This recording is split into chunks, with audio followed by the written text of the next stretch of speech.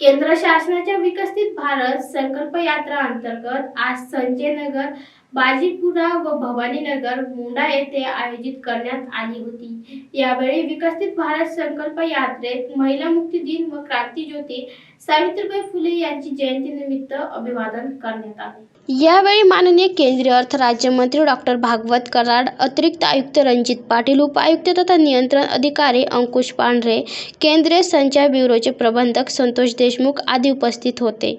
या अभियानात केंद्रीय अर्थ राज्य डॉ. भागवत कराड यांच्या उपस्थितीत सर्वांना एकत्रित आपला संकल्प विकसित भारताची शपथ घेतली। अभियानाच्या ठिकाणी भारत गॅसची उज्ज्वला योजना, भारतीय डाक विभागाच्या सुकन्या योजना, आरोग्य विभागाच्या सर्वांसाठी मोफत उपचार, आरोग्य तपासणी, रक्त तपासणी, आयुष्यमान भारत, महानगरपालिकेचे हर घर जल, प्रधानमंत्री आवास योजना, दीनदयाळ अंत्योदय राष्ट्रीय नागरी योजना, प्रधानमंत्री आत्मनिर्भर योजना आदी स्टॉल लावण्यात आले होते।